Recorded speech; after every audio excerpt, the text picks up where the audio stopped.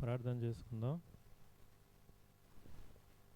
పరిశుద్ధమైన దేవ, రాజులకు రాజు, ప్రభులకు ప్రభు, వందనాలు తండ్రి. మరొక నూతన దినాన్ని మా జీవితాల్లో మీరు అనుగ్రహించినందుకు కూడా ఎంతో వందనాలు. ఉపవాస ప్రార్థన కొరకై మమ్మల్ని ఆయన మీరు సమకూర్చిన విధానాన్ని బట్టి కూడా వందనాలు చెల్లిస్తున్నాం. మరొకసారి మీ పరిశుద్ధ రక్త ప్రోక్షణం కిందకి మమ్మల్ని తీసుకొని రండి.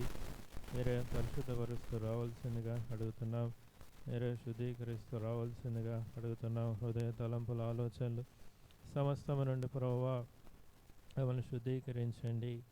ఆయన కృపా కనికర గల గొప్ప దేవుడివి, సర్వశక్తిమంతుడివి, సర్వ సృష్టికర్తవి ప్రభువా. ఈ యొక్క ప్రార్థనలో మాకు సహాయం చేయండి. ప్రార్థన కొరకే లేఖన భాగం నుండి కూడా ప్రభువా మాతోనైనా మీరు మాట్లాడుతూ రావాల్సిందిగా అడుగుతున్నాం. తండ్రి కనికరించండి. ప్రార్థించే విషయంలో కూడా ఆయన ఎందు నిమిత్తం ప్రార్థించాలో ఆ అంశంలో కూడా తండ్రి మాకు సహాయం చేయండి.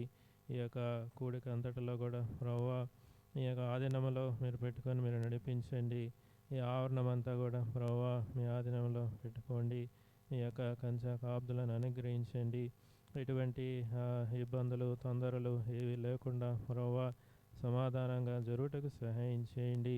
మీరు తీసుకొచ్చిన మీ బిడ్డలను బట్టి కూడా ఎంతో వందనములు. ఇంకా మీ చిత్తంలో ఉన్నవారు, మార్గంలో ఉన్నవారు ఎవరన్నా ఉంటే సకాలంలో క్షేమంగా ప్రభువా మీరు నడిపిస్తూ రావాల్సిందిగా అడుగుతున్నాం. కనికరించండి, సహాయం చేయండి. ఈ యొక్క చీకటి క్రియలు, అంధకార క్రియల శక్తుల ప్రభావం నుండి కూడా ప్రభువా మమ్మల్ని కాపాడండి. మీరే భద్రపరుస్తూ రావాల్సిందిగా అడుగుతున్నాం. ఈ యొక్క సమయాన్ని కూడా ప్రభువా మీరు జ్ఞాపకం చేసుకోండి. ఇవన్నీ కూడా కరెక్ట్గా లైట్ మైక్ అన్నీ కూడా కరెంట్ కరెక్ట్గా పనిచేయటకు కూడా సహాయం చేయండి. పాటల ద్వారా కూడా తండ్రి మీ నామానికి మహిమ ఘనత మీరు తెచ్చుకుంటూ రావాల్సిందిగా అడుగుతున్నాం. నిలబడుతున్న వారిని కూడా ప్రభువా జ్ఞాపకం చేసుకోండి. శిలువ జాడ మరుగుపరిచే మీ పరిశుద్ధ ఆత్మ చేతనైనా ప్రతి మాట మీరు అనుగ్రహిస్తూ రావాల్సిందిగా అడుగుతూ ఈ యొక్క ప్రార్థన ప్రభు అయిన యేసుక్రీస్తు నామములో అడిగి వేడుకుంటున్నాం తండ్రి, ఆమెన్.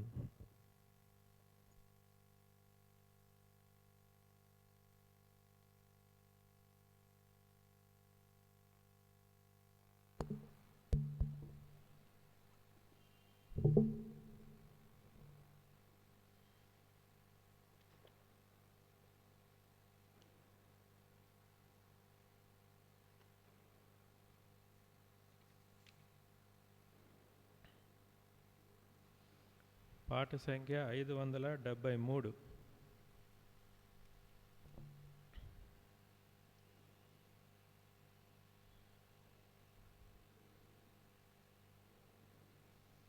పాత దాంట్లో 562.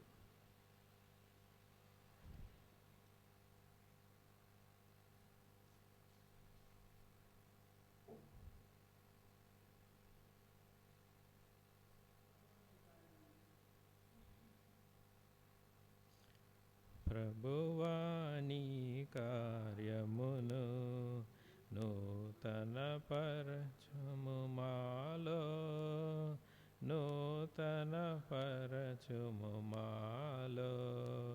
పరిశుద్ధ దేవా నీకు ప్రజలామయున్నామిలలో,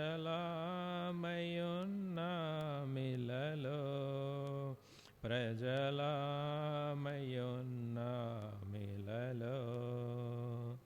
సంవత్సరములు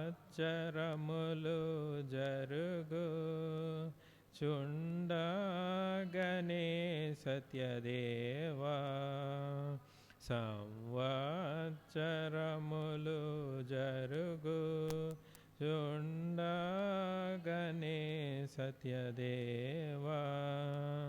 విలువైన నీదు కార్యమును, విలువైన నీదు కార్యమును తెలియజేయుము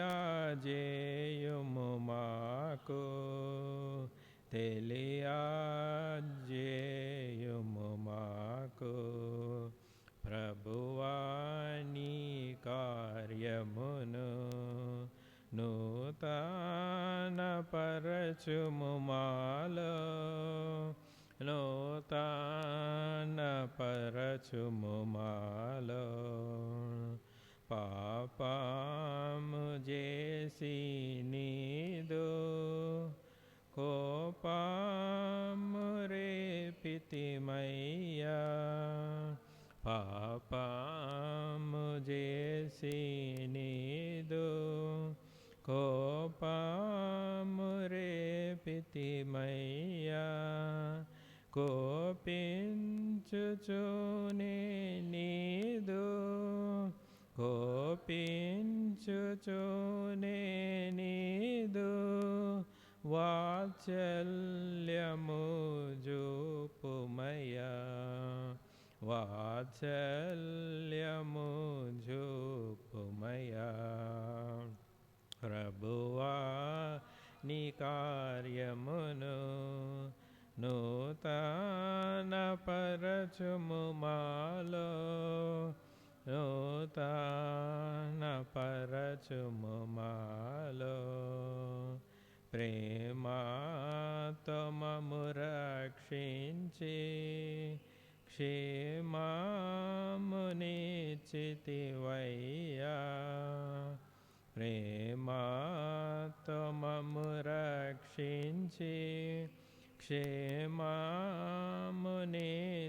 క్షేమమునిచ్చితివయ్యా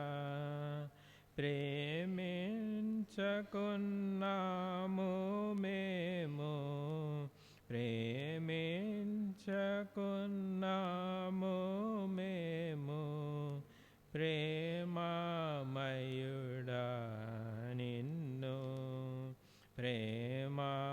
ప్రేమమయుడా నిన్ను ప్రభువా నీ కార్యమును నూతన పరచుము మాలో నూతన పరచుము మాలో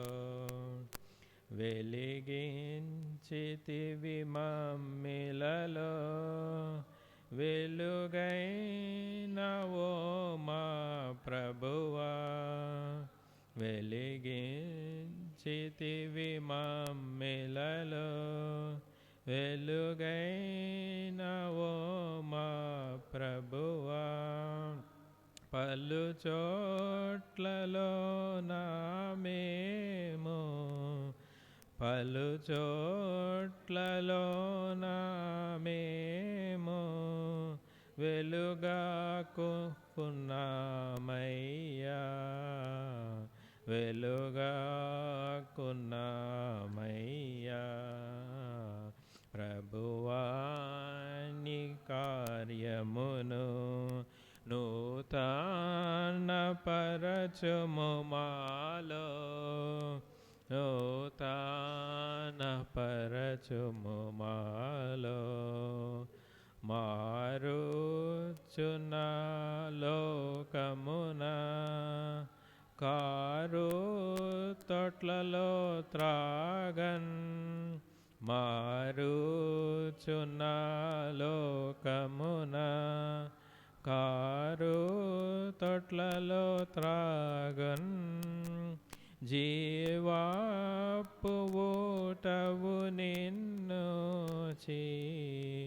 జీవాపు ఊటవు నిన్ను విడచి త్రోవ తప్పితిమయ్యా త్రోవ తప్పితిమయ్యా ప్రభువా నీ కార్యమును నూతన పరచుము మాలో నూతన పరచుము మాలో సోదర ప్రేమను జూపు మాదేరి విడిచితిమయ్యా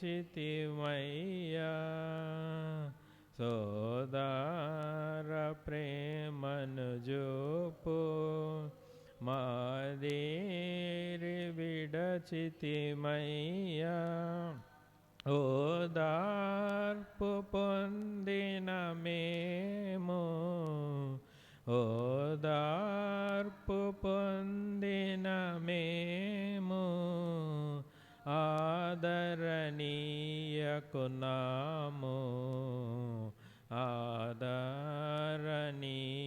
వేడుకొన్నాము.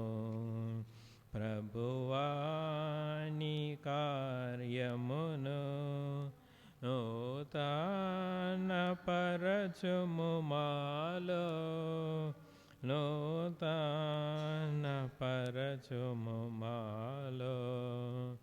మేలిమి బంగారుగను మమ్ముల చేసితివయ్యా, మేలిమి బంగారుగను మమ్ముల చేసితివయ్యా. మాలిన్యమునంటి మేము, మాలిన్యమునంటి మేము మందగిలియున్నాము,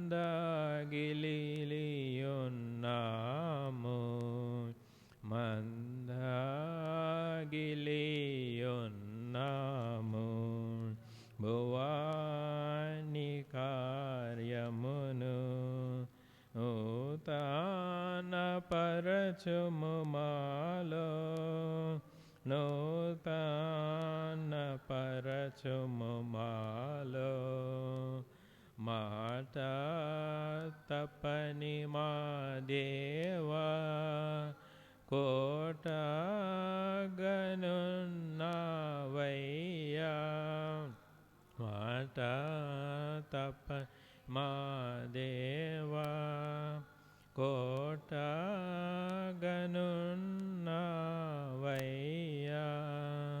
చాటించెదానిదు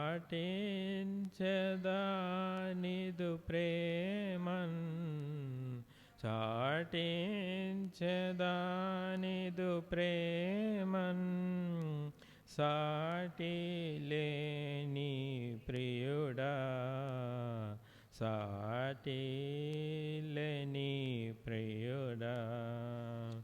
ప్రభువా నీ కార్యమును నూతన పరచుము మాలో, నూతన పరచుము మాలో. పరిశుద్ధ దేవా నీకు ప్రజలమయున్న మిలలో, ప్రజలమయున్న మిలలో. తర్వాత పాట 574, దాని కిందనే ఉంటుంది. పాత దాంట్లో 563.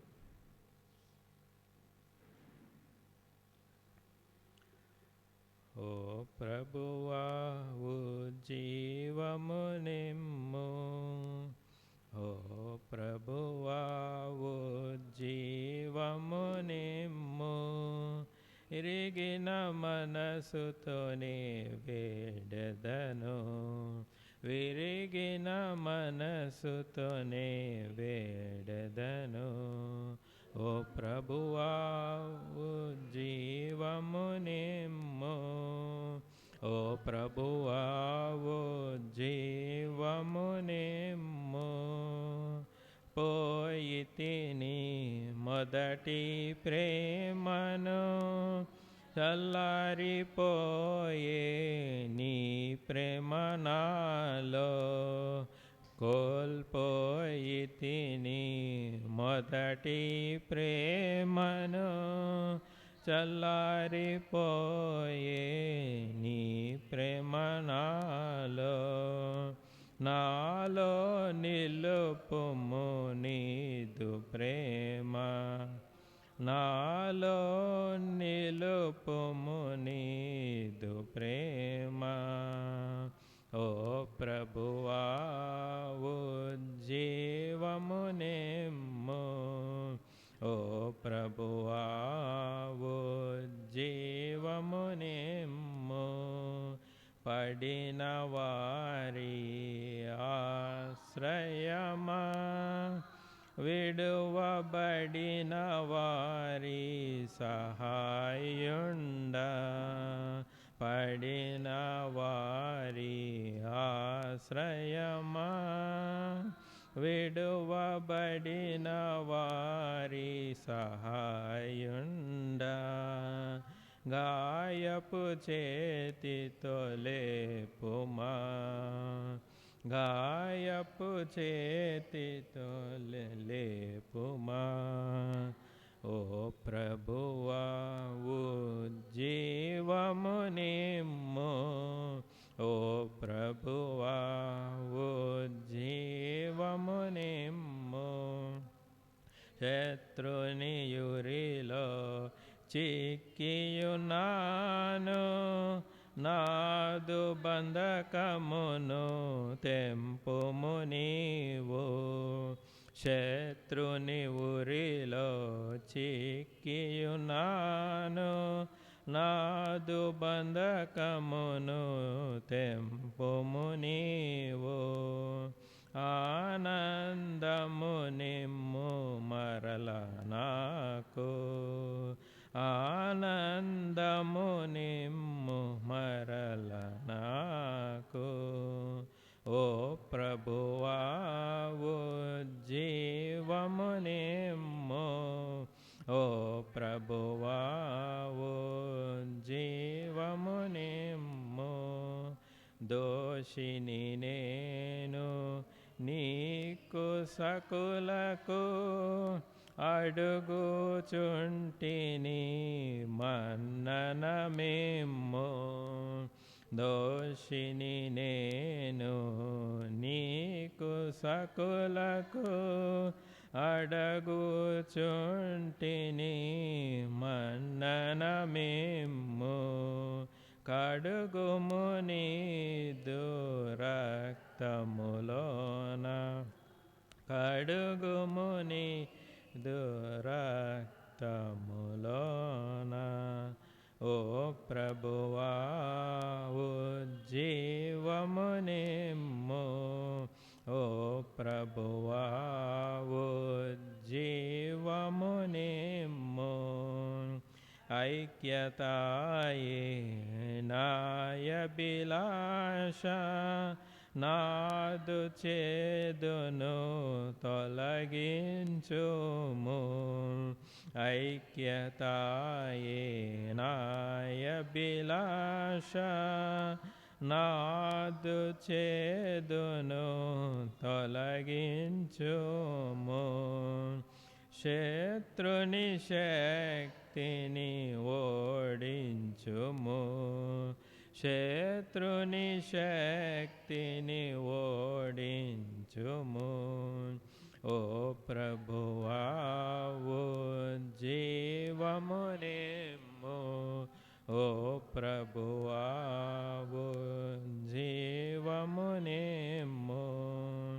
పడిన సాక్ష్యము లేపెడి ప్రభువా, వడిగా నీదు ఉజ్జీవము నిమ్ము. పడిన సాక్ష్యము లేపెడి ప్రభువా, వడిగా నీదు ఉజ్జీవము నిమ్ము. బూడిద చేయుము నాలోని మస్తున్, బూడిద చేయుము నాలోని మస్తున్. ఓ ప్రభువా ఉజ్జీవము నిమ్ము, ఓ ప్రభువా ఉజ్జీవము నిమ్ము. ఆత్మజీ జ్వాలలు జగమున కదిలింపగ వ్యాపింపజేయుము.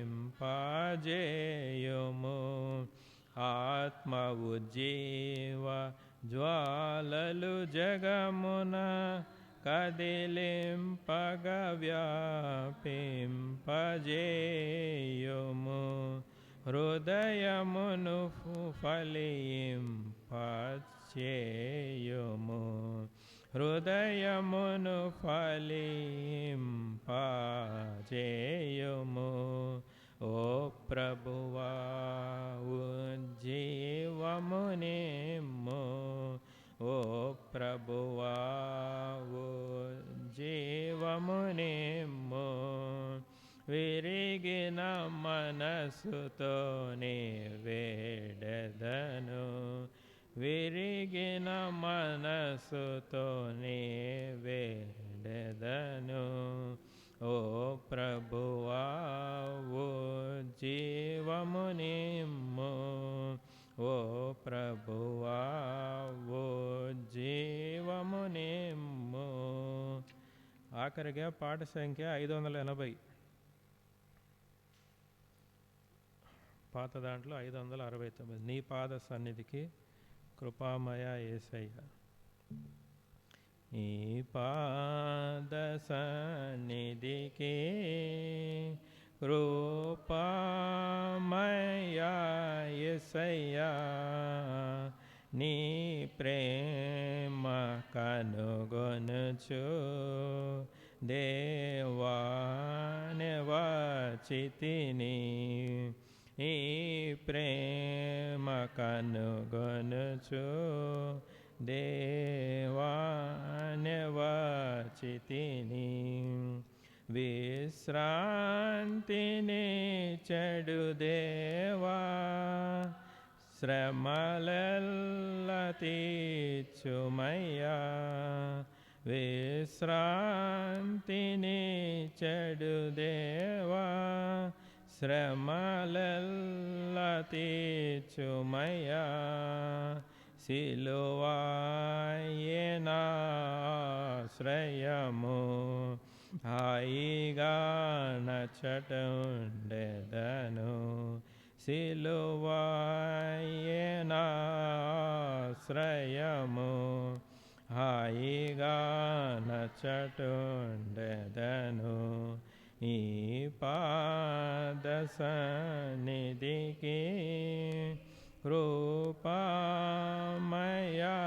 యేసయ్య, నీ ప్రేమ కనుగొనుచు దేవానే వచ్చితిని, నీ ప్రేమ కనుగొనుచు దేవానే వచ్చితిని. ప్రార్థించుమంటివి ప్రభువా, సంకట సమయములో ప్రార్థించుమంటివి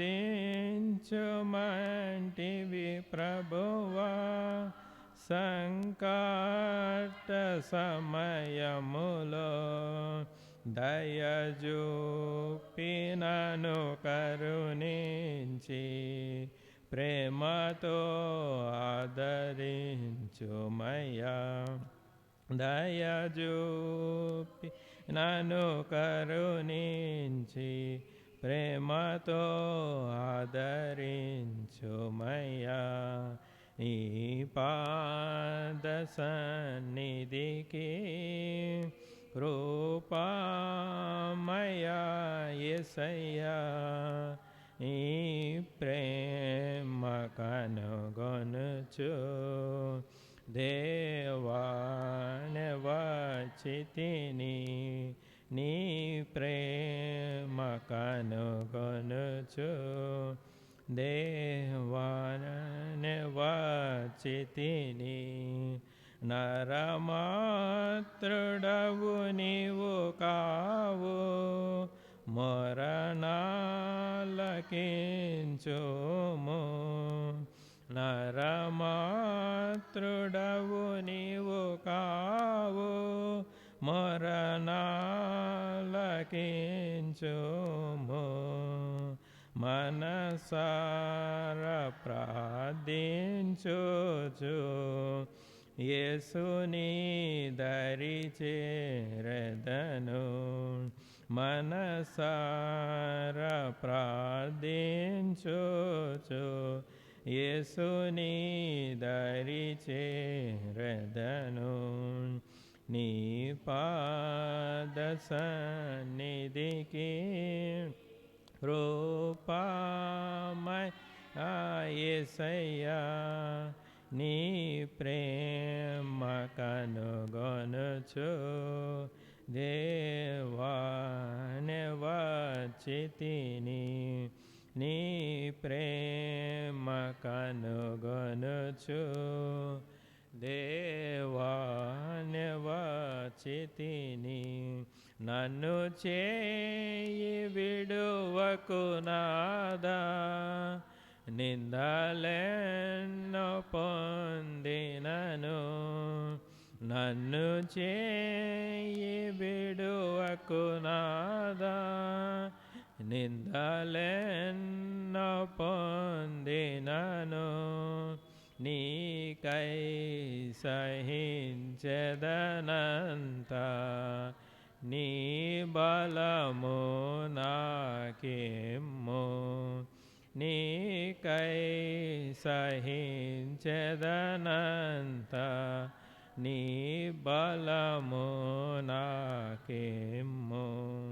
నీ పాద సన్నిధికి కృపామయా యేసయ్యా, నీ ప్రేమ కనుగొనుచు దేవానే వచ్చితిని.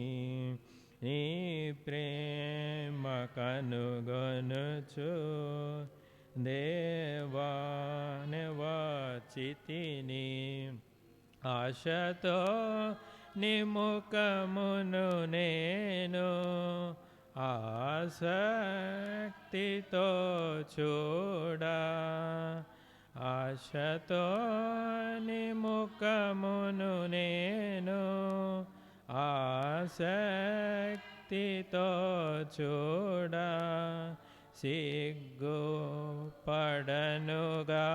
నేను, నీ ప్రకాశము నాపై నుండా. సిగ్గుపడనుగా నేను, నీ ప్రకాశము నాపై నుండా. నీ పాద సన్నిధికి కృపామయా యేసయ్యా, నీ ప్రేమ కనుగొనుచు దేవానే వచ్చితిని. నీ ప్రేమ కనుగొనుచు దేవానే వచ్చితిని. శత్రువునోడించుటకు నీ శక్తిని చూపు. శత్రువునోడించుటకు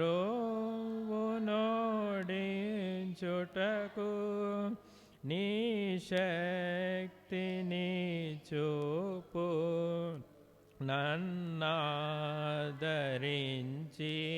నీవు ఆవరించి కాపాడుము.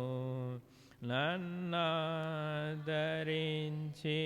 నీవు ఆవరించి కాపాడుము.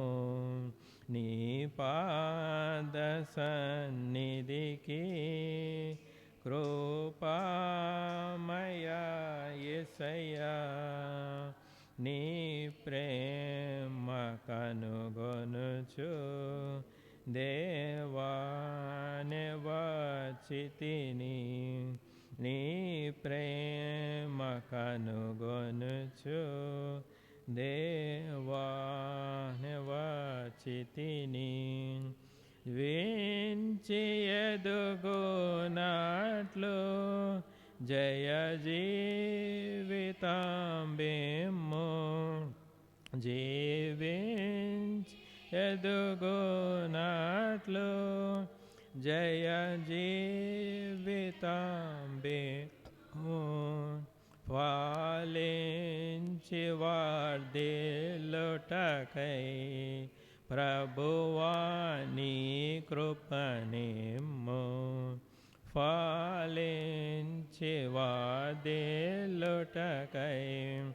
ప్రభువా నీ కృపనిమ్ము. నీ పాద సన్నిధికి కృపామయా యేసయ్యా నీ ప్రేమ కనుగొనుచు దేవాని వచ్చితిని నీ ప్రేమ కనుగొనుచు దేవాని వచ్చితిని సియోను మూలరాయి అయ్యున్నవో ప్రభువా సియోను మూలరాయి అయ్యున్నవో ప్రభువా కలతాను చెందక నేను నీకై కనిపెట్టెదను కలతాను చెందక నేను నీకై కనిపెట్టెదను నీ పాద సన్నిధికి కృపామయా యేసయ్యా నీ ప్రేమ కనుగొనుచు దేవాని వచ్చితిని నీ ప్రేమ కనుగొనుచు దేవాని వచ్చితిని. ఈ సమయంలో ప్రార్థన కొరకు లేఖన భాగం నుండి కొన్ని వచనాలు చూసుకుందాం. రోమీయులకు రాసిన పత్రిక 6వ అధ్యాయం. రోమీయులకు రాసిన పత్రిక 6వ అధ్యాయం.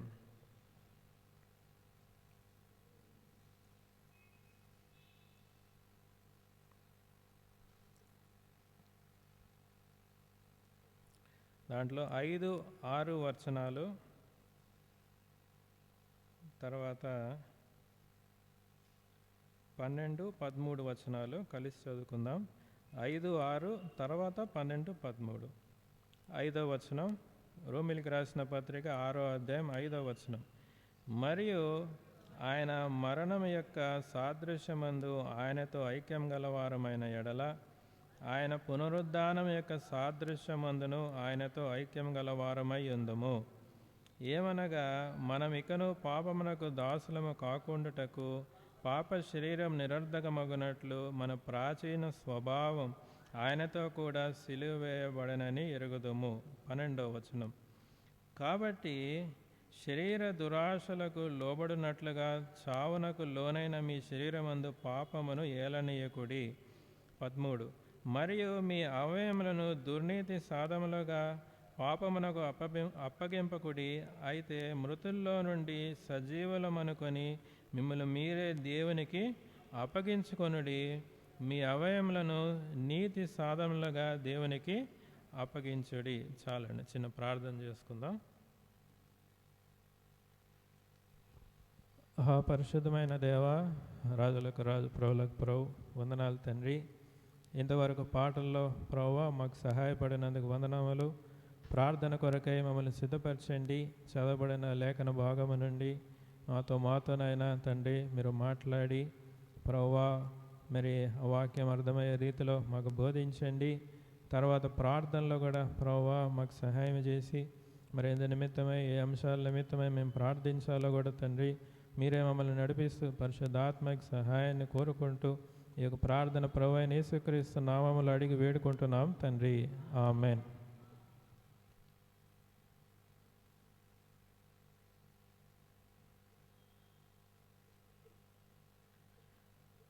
ఈ యొక్క పత్రిక అపోస్తలుడైన పౌలు రోమీయులకి ఈ యొక్క పత్రికను రాస్తూ వచ్చాడు. అయితే మనము మరి బైబిల్ గ్రంథములో ఆ యొక్క కాలంలో జరిగిన సంగతులు, అపోస్తల కార్యములు ఇవన్నీ కూడా మనం చూసినప్పుడు అపోస్తలుడైన పౌలు మరి అందరికంటే అధికముగా ఆయన ఎన్నో శ్రమలని అనుభవిస్తూ వచ్చాడు. మరి ఆ యొక్క ఐరోపా ఖండములో మరి ఆ యొక్క దేశాలన్నిటికీ కూడా సువార్తని ప్రకటిస్తూ వచ్చాడు. ఆయన 3 సార్లు ఆ యొక్క మరి సువార్త పరిచర్య నిమిత్తమై ఆయన ప్రయాణము చేస్తూ వచ్చిన వ్యక్తి అపోస్తులైన పౌలు. అయితే ఈ యొక్క అపోస్తులైన పౌలు మరి రోమీలకి ఒక సంగతిని ఆయన వారికి మరి అర్థమయ్యే రీతిలో చెప్పాలి అని చెప్పి రోమా పత్రిక అంతా కూడా ఒక ఎక్స్ప్లెనేషన్ లాగా ఇది అనేది ఆ యొక్క రోమీయులు ఎంతో జ్ఞానవంతులు. ఆ కాలంలో ప్రపంచాన్ని ఏలుతున్న రాజ్యం ఏంటి అంటే రోమా సామ్రాజ్యమే. అక్కడంతా మరి వారికి ఆ జ్ఞానము ఇంకా మరి ఎన్నెన్నో వారి యొక్క పెద్ద పెద్ద పట్టణాలు అన్నీ కూడా కలిగిన వారు. అయితే అటువంటి వారికి అపోస్తులైన పౌలు, ఈయన కూడా రోమీయుడే, ఈయన కూడా యూదుడైనప్పటికీ ఆయన రోమీయుడు. ఆ యొక్క తార్సు వాడైన పౌలు అంటారు, ఆ రోమాలో ఆయన జన్మించాడు. అయితే ఆయన యూదుడే. అయితే ఈయన వారికి అర్థమయ్యే రీతిగా మాట్లాడుతూ వచ్చాడు. అయితే ఇక్కడ మనం చదువుకున్న దాంట్లో ఆయన ఒక సంగతిని మరి ఆయన మనందరికీ కూడా ఆయన బయలుపరచాలి అనే విషయాన్ని ఆయన ఉద్దేశించి రాస్తూ ఉన్నాడు. మీరు 6వ అధ్యాయము 1వ వచనమే మీరు చూసినట్టయితే, అలాగైన ఏమందుము కృప విస్తరింపవలనని పాపమందు నిలిచి ఉందుమా. కృప గురించి రోమీలకి ఆయన మరి విశదంగా ఆయన వారికి చెప్తున్నాడు అనమాట, కృప గురించి. ఎందుకంటే ఈ కృప లేదంటే గ్రేస్ ఇంగ్లీష్లో, దీన్ని వారు అర్థం చేసుకోలేకపోతూ ఉన్నారు.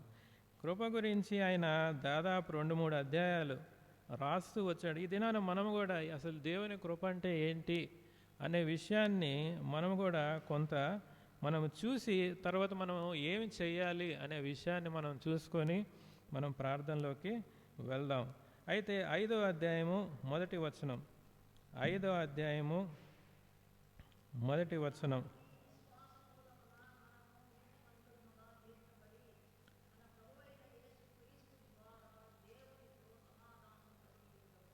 రెండవ వచనం కూడా.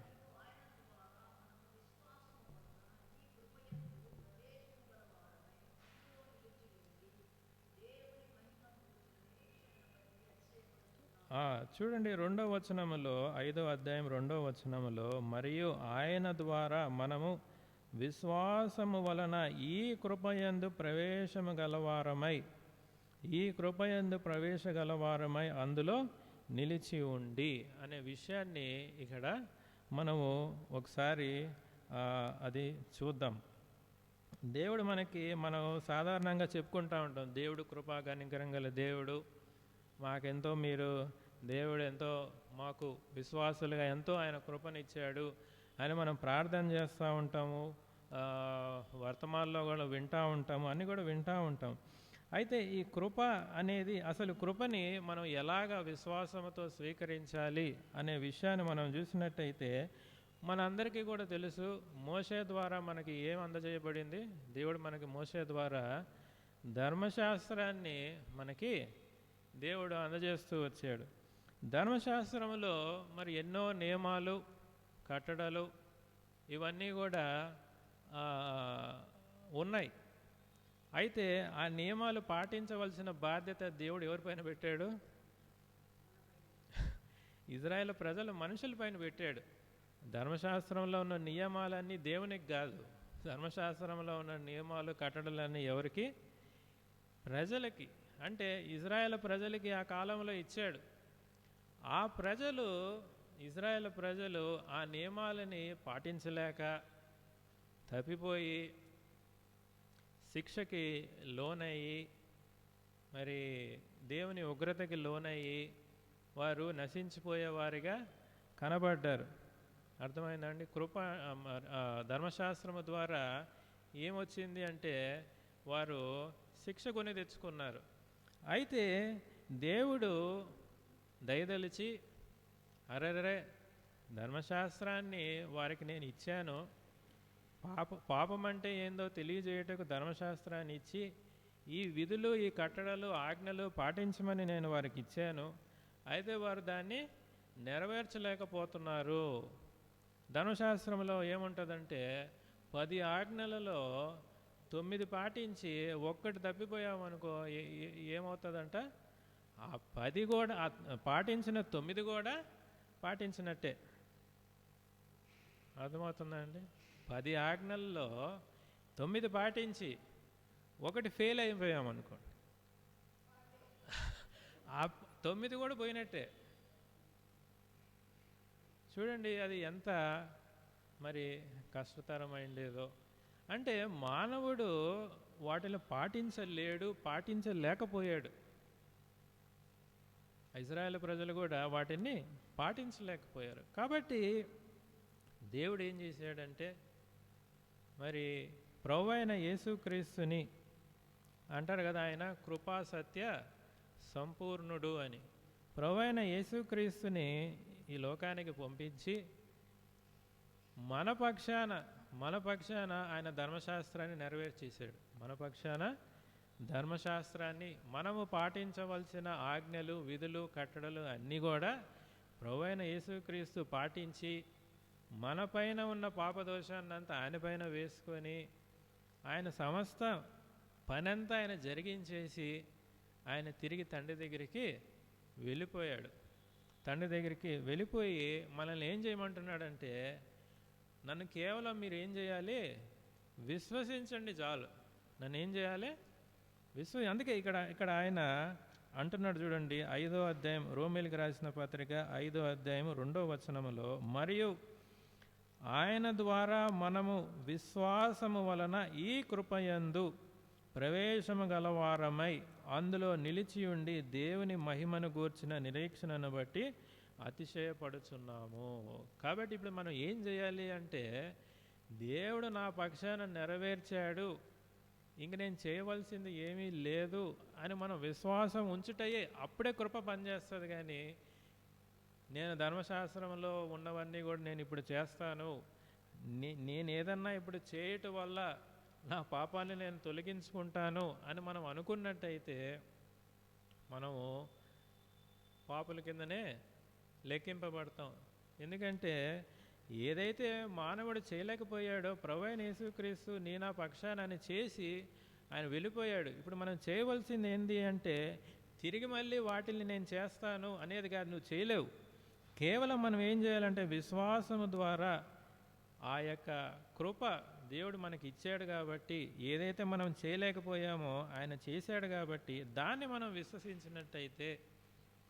విశ్వసించినట్టయితే మనము రక్షింపబడేవారిగా మనం ఉంటాము అనే విషయాన్నే ఇక్కడ పౌలు రోమీయులకి రాస్తూ ఉన్నాడు. మనం కూడా దీన్ని బాగా అర్థం చేసుకోవాలి.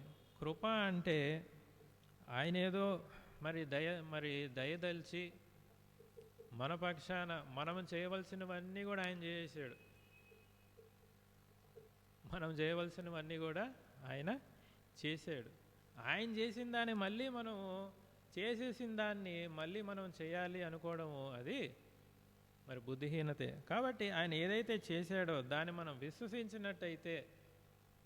విశ్వసించి మనం ముందుకు సాగినట్టయితే మనం ఆ కృపలో మనము నిలుచుండేవారిగా మనం ఉంటాము అనే విషయాన్ని ఇక్కడ రాయబడుతూ ఉంది. కాబట్టి కొంతమంది ఏమనుకుంటారంటే, ఓహో దేవుడు అన్నీ చేసాడు, ఇప్పుడు దేవుడు కృపాకాలంలో ఉన్నాము, మనం ఇప్పుడు ఏమన్నా చేసినా కానీ దేవుడు క్షమిస్తాడు అంటే అది రాంగ్. మళ్ళీ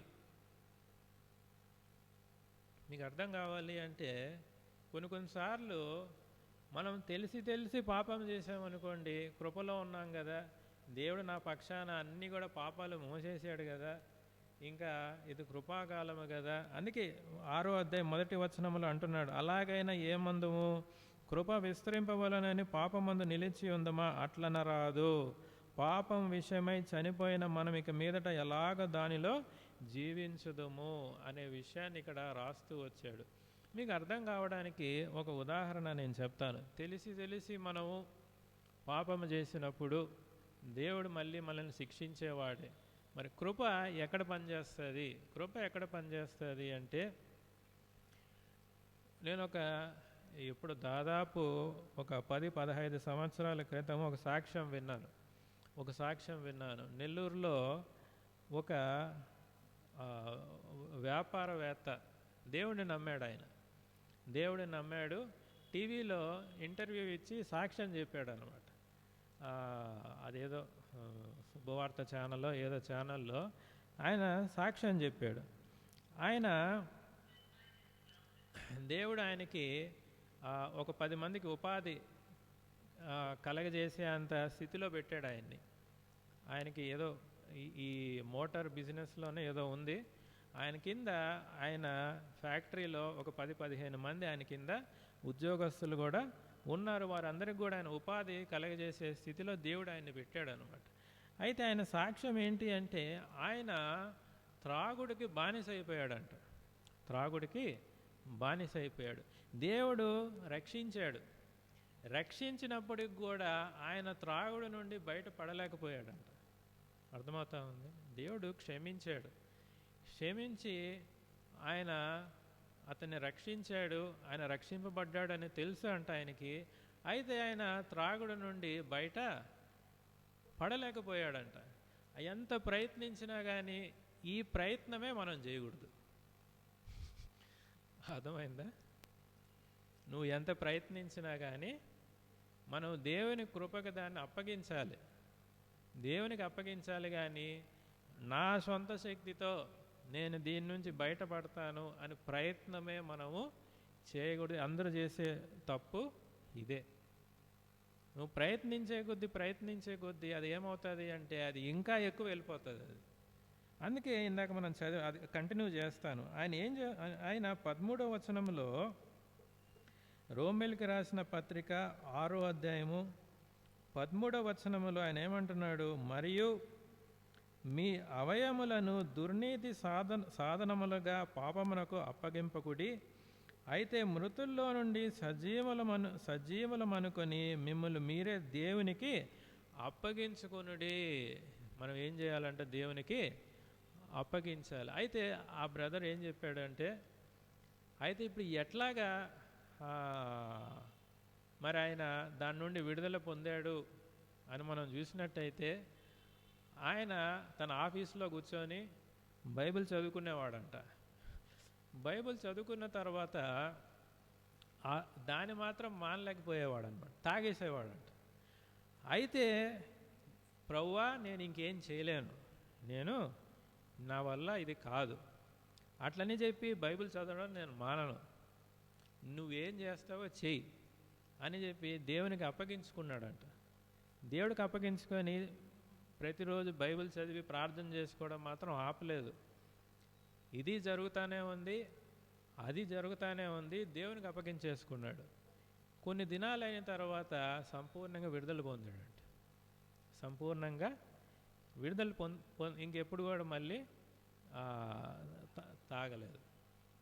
అది దేవునికి మనము అప్పగించుకునేది. ఒకవేళ ఆయన దీని నుంచి నేను దేవునికి అప్పగించుకోకుండా ఒకవేళ నేను ఉపవాసం ఉండో, అది ఉండో, ఇది చేసో, అక్కడికి వెళ్ళి ప్రార్థన చేసో, ఇక్కడికి వెళ్ళి ప్రార్థన చేసి ఉంటే అది ఎప్పటికి కూడా పోయిండేది కాదు. అది దేవుడు ఏమంటున్నాడంటే, కృపకి మనము ఛాన్స్ ఇవ్వాలి. మన శక్తిని మనం అక్కడెక్కడ కూడా ఉపయోగించకూడదు. దేవుని కృపకి మనం ఏం చేయాలి? ఛాన్స్. ఎందుకంటే ఆయన ఆ పాపం నిమిత్తం ఆయన సిలువ పైన ఆ భారాన్ని మోసాడు కాబట్టి దేవునికి మనం ఏం చేయాలి? అప్పగించుకోవాలి. ఇప్పుడు ఏదైనా మన జీవితంలో అది ఏదైనా కావచ్చు, ఏ బలహీనత అయినా కావచ్చు, మనము దాన్ని మన శక్తితో మనం ప్రయత్నించే కొలది అది ఏమవుతుంది? అది మరింత బలపడుతుంది. అంతేగాని అది ఎంత మాత్రం కూడా పోదు. ఎప్పుడైతే మనం ప్రభువా నా వల్ల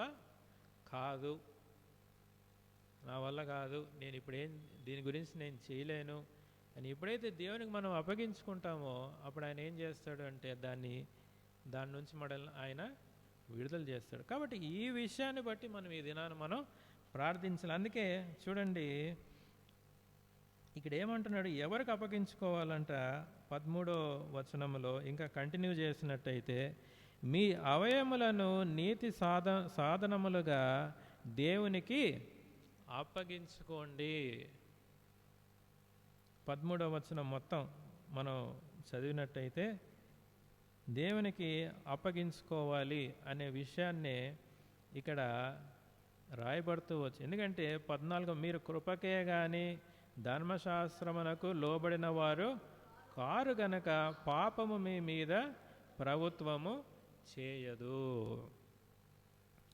కాబట్టి ఏదైనప్పటికీ మనం ఏం చేయాలంటే దేవుని కృపకి అప్పగించుకునేది నేర్చుకోవాలి.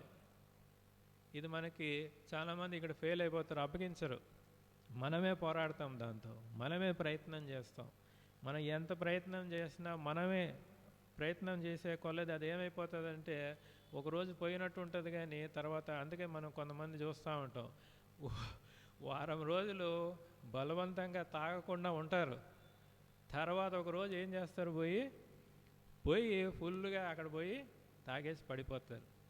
ఎక్కడైనా అంతే. కొంతమంది ఈ జూదానికి దీనికి దానికి అలవాటు అయిపోయిన వాళ్ళు ఏం చేస్తారు, వాళ్ళు ఒక వారం కష్టపడతారు, నేను దీని దగ్గర పోను అని. వారం అయిన తర్వాత వాళ్ళు ఏం చేస్తారు, ఇంకా ముందు దానికంటే ఎక్కువ ఎప్పుడైతే అట్లా కాకుండా మనం ఏం చేయాలంటే దేవునికి దాన్ని అప్పగించుకోవాలి. ప్రభువా నా వల్ల కాదు, నేను మీ హస్తాలకు ఇస్తున్నాను, ఇది మీరే, నా శక్తి వలన ఇది కాదు, మీ కృప వల్లనే ఇది జరగాలి అన్నప్పుడు దేవుడు దాన్ని మన నుండి తీసివేసేవాడుగా ఉంటాడు. కాబట్టి ఈ దినాన మరి మన జీవితాల్లో ఏ విషయమైనా కావచ్చు, మనమే పోరాడుతున్నామేమో, మనమే కష్టపడుతున్నామేమో, అది ఏదైనా కావచ్చు, దాని నుంచి మనం విడుదల కోరుకుంటున్నామేమో. అయితే ఈ దినాన మనం ప్రార్థనలో దేవునికి అప్పగిద్దాం. దేవునికి అప్పగించి దేవుడు చేస్తాడో లేదో చూద్దాం. ఆయన ఖచ్చితంగా ఆయన చేసే దేవుడిగా ఉన్నాడు. 5-6 వచనాల్లో ఆయన ఏమంటాడంటే విశ్వాసంతో మనం నమ్మాలి. ఆయన 5-6 వచనాల్లో ఉదాహరణకి రోమీలకు రాసిన పత్రిక 6వ అధ్యాయము 5-6 వచనాల్లో ఏం రాయబడిందంటే చూడండి. మరియు ఆయన మరణం యొక్క సాదృశ్యమందు ఆయనతో ఐక్యము గలవారమైన ఎడల ఆయన పునరుద్ధానము యొక్క సాదృశ్యమందు ఆయనతో ఐక్యము గలవారమై యుందుము. అంటే దీని అర్థం ఏంటి అంటే, ఇప్పుడు మనం బాప్తిజం తీసుకుంటాం. మనం ఏం చేస్తామంటే విశ్వాసులుగా రక్షణ పొందిన తర్వాత బాప్తిజం తీసుకుంటాం. బాప్తిజం తీసుకున్నప్పుడు మనల్ని ఏం చేస్తారు, అక్కడ నీళ్ళల్లో ముంచి పైకి లేపుతారు. మనకి సరైన అవగాహన ఉన్నట్లయితే క్రీస్తుతో పాటు మనం కూడా సమాధి చేయబడడం, మనం ముంచినప్పుడు అంటే మన పాత పురుషుడు, ఆ పాత స్వభావం అనేది సమాధి అయిపోయింది. నీళ్ళలో పైకి లేపినప్పుడు మనం నూతన పురుషులుగా మనము బయటికి వస్తాము. ఇది సాదృశ్య రీతిగా, అంటే దేవుని యొక్క మరణంలో మనము ముంచబడినప్పుడు పాల్గొంటున్నాము. దేవుడు పునరుద్ధానుడు అయిపోయాడు. అంతదిన మనము కూడా దేవునితో పాటు దేవుడు వచ్చినప్పుడు మనం కూడా దేవుడు లేచినట్టే మనం కూడా తిరిగి లేస్తాము అని సాక్ష్యం ఇస్తున్నాము అక్కడ.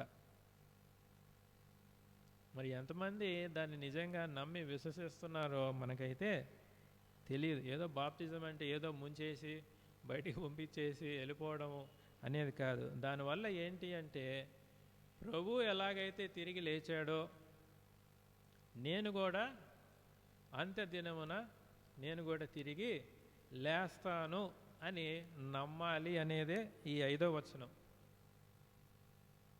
దీంట్లో మనము లాజిక్ ఏమన్నా ఉందా, నేను ఎట్లా తిరిగి లేస్తాను అని మనము తవ్వుకుంటా పోయామనుకోండి, అది మూర్ఖత్వమే. దేవుడు మనల్ని, ఎందుకంటే విశ్వాసం వలన మనం నమ్మాలి, అంతేగాని దాంట్లో ఇది ఉందా అది ఉందా, ఎట్లా లేస్తాము ఎప్పుడు లేస్తాము ఇవన్నీ కూడా మనము ఆలోచించకూడదు. విశ్వాసముతో దాన్ని మనము స్వీకరించాలి. తర్వాత చూడండి 6వ వచనములో, ఏమనగా మనం ఇంకనూ పాపమునకు దాసులము కాకుండుటకు పాప శరీరం నిరర్ధమగునట్లు మన ప్రాచీన స్వభావము ఆయనతో కూడా సిలువ వేయబడనని ఎరుగుదుము అనే విషయాన్ని కూడా ఇక్కడ ఆయన రాస్తున్నాడు. మన ప్రాచీన స్వభావము ఏమైపోయిందంటే ఆయనతో కూడా సిలువ వేయబడింది. ఇప్పుడు మనం కృప కిందకి తీసుకొని రాబడ్డాము. కృప కిందకి తీసుకొని వచ్చినప్పుడు, ఎందుకంటే మనము ఏదో మనం సంపాదించిండేదైతే మనం దాన్ని ఏదన్నా ప్రయత్నం చేయొచ్చు. మనకి దేవుడు సంపాదించి మనకి ఇచ్చిండే దాంట్లో మనం ఏమి ప్రయత్నాలు చేస్తాము? ఏం ప్రయత్నాలు చేయడానికి అక్కడ లేదు. మన పక్షాన నువ్వు చేయవలసింది దేవుడు చేసేసాడు ఆల్రెడీ. ఇప్పుడు మనం చేసేదేం లేదు అక్కడ. ఏది ఉన్నప్పటికీ మనం ఏం చేయాలి? ఆయనకు అప్పగించుకోవడం తప్ప మళ్ళీ మనం ప్రయత్నం చేసేది, మళ్ళీ మనము అంటారు చూడండి, మనకి స్కూల్లో చక్రం కనుక్కొని ఎన్నో సంవత్సరాలు అయిపోయింది. ఈ ఎద్దుల బండి వచ్చింది, టైర్లు వచ్చాయి, కార్లు వచ్చేసాయి, మళ్ళీ ఇప్పుడు పోయి నేను చక్రాన్ని కనుక్కుంటా అంటే ఎట్లుంటుందో, దేవుడు మన పక్షాన అంతా చేసిన తర్వాత మళ్ళీ నేను నా పాపాన్ని నేను పరిహరించుకుంటాను అని ప్రయత్నం చేయడం కూడా అంతే. ఆల్రెడీ చక్రం అనేది కనిపెట్టబడింది, దాన్ని వాడుకోవాలి. అంతేగాని నేను మళ్ళీ కొత్తగా ఇంకో చక్రాన్ని తయారు చేస్తాను అని మనం ఎప్పుడు కూడా అనుకుంటే అది మూర్ఖత్వమే. కాబట్టి దేవుడు ఏదైతే దేవుడి పని ముగింపు అయిపోయింది. అది దేవుడు పనిని ముగించి ఆయన తిరిగి వెళ్ళాడు. ఆ ముగించిన పనిలో ఇంకేమీ పెండింగ్ ఏం లేదు. మనం మళ్ళీ ఏదన్నా ఆయనకి హెల్ప్ చేయడానికి. ఆయన చేసిన దాన్ని మనము మరి అంగీకరించి విశ్వాసంతో స్వీకరించి మనలో ఉన్న బలహీనతలు ఆయనకు అప్పగించడం తప్ప మనం చేసేది ఇంక వేరట ఏది కూడా లేదు అనే విషయాన్ని మనం జ్ఞాపకం చేసుకొని ప్రార్థనలో ప్రవేశిద్దాం. కాబట్టి మొట్టమొదటిగా రోమీయులకు రాసిన పత్రిక 6వ అధ్యాయం 13వ వచనంలో, అది ఏమైనప్పటికీ, భారమైనప్పటికీ, పాపమైనప్పటికీ, మరి మనం మన జీవితంలో ఎదుర్కొంటున్న ఏదైనప్పటికీ అది మనం ఏం చేయాలంటే దేవునికి మనము విశ్వాసంతో అప్పగించాలి. అప్పగించుకొని మనం ముందుకు కొనసాగినట్టయితే దేవుడు దాన్ని మన యొద్ద నుండి తీసివేసేవాడిగా ఉంటాడు. అందుకే ఆయన సామెతలు 3వ అధ్యాయము అది చదువుకొని మనం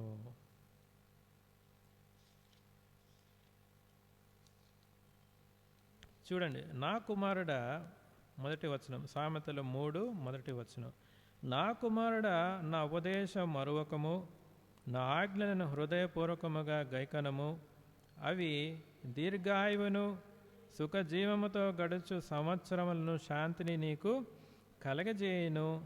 తర్వాత 5వ వచనంలో చూడండి, నీ స్వబుద్ధిని ఆధారము చేసుకొనక నీ పూర్ణ హృదయముతో యెహోవా యందు నమ్మిక ఉంచుము, నీ ప్రవర్తన అంతటి యందు ఆయన అధికారమునకు ఒప్పుకొనుము, అప్పుడు ఆయన నీ త్రోవలను సరళము చేయును. మనం ఏం చేయాలంట? నీ పూర్ణ హృదయంతో యెహోవా యందు మొట్టమొదట నమ్మాలి, విశ్వాసం ఉంచాలి. నీ ప్రవర్తన అంతటి యందు ఆయన అధికారమునకు ఒప్పుకొనుము. మన ప్రవర్తన అంతటి కూడా ఆయనకి అధికారం ఒప్పుకోవడం అంటే ఆయనకి, ప్రభువా ఇది నాలో బలహీనతలు ఉన్నాయి, అన్నీ ఉన్నాయి, నీకు అప్పగిస్తున్నాను, నువ్వు నన్ను బాగు చేయి అన్నప్పుడు ఆయన ఏం చేస్తాడు? అప్పుడు ఆయన నీ త్రోవలను సరళము చేయును. అంతేగాని నేను జ్ఞానిని కదా అని నీవు అనుకొనవద్దు. యెహోవా యందు భయభక్తులు కలిగి చెడుతనము విడిచిపెట్టుము, అప్పుడు నీ దేహమునకు ఆరోగ్యమును, నీ ఎముకలకు సత్తువను కలుగును. కాబట్టి నేను జ్ఞానిని కదా, నేను ఇట్లా చేస్తాను అట్లా చేస్తాను అని మనము అనుకోకూడదు. కానీ పూర్ణ హృదయంతో యెహోవా యందు నమ్మిక ఉంచాలి. మన భారమంతా, అది ఏ భారమైనప్పటికీ దేవునికి అప్పగించుకోవాలి, ప్రార్థన చేయాలి. కాబట్టి ఈ సమయంలో మనం కూడా ప్రార్థన చేద్దాం. మనకు కలిగి ఉన్న పాప దోషములు, పాప భారము కావచ్చు, మరి ఏదైనా సమస్యలు ఎంతో భారముగా ఉన్నవి, ఏ ఉన్నప్పటికీ కూడా ప్రభు సన్నిధిలో ప్రార్థించి ఆయనకు అప్పగించుకుందాం. ఆయన కృపని బట్టి విశ్వాసముతో మనము మరి ఆయన కృపలో మనం ప్రవేశించున్నాం అని మనము అంగీకరించి ప్రార్థించినప్పుడు దేవుడి కార్యం జరిగిస్తుంది. ఆ బ్రదర్ ఎట్లాగైతే సాక్ష్యం చెప్పాడో ఆయన తర్వాత ఎప్పుడు కూడా దాని జోలికి ఆ మనసు దేవుడు తీసేసాడు. దేవుడే తీసేసినప్పుడు ఇంక మళ్ళీ తిరిగి ఎవరు దాని దగ్గరికి పోరు. మన సొంత ప్రయత్నాలు చేసినప్పుడు అది ఎప్పటికి కూడా పోదు. కాబట్టి దేవుడు మన పక్షాన కార్యం జరిగించాలి. కాబట్టి ఈ మాటలు దేవుడు దీవించిన గాక. ప్రార్థనలో ప్రవేశిద్దాం. రెండో అంశముగా రేపటి దిన పరిచర్యను జ్ఞాపకం చేసుకోండి. మూడవదిగా మరి గృహకోడికలు సువార్త పరిచయం జ్ఞాపకం చేసుకోండి. నాలుగవది వ్యక్తిగత పరిస్థితులు, సమస్యలు, అనారోగ్య పరిస్థితుల గురించి జ్ఞాపకం చేసుకుందాం. ప్రార్థనలో ప్రవేశిద్దాం.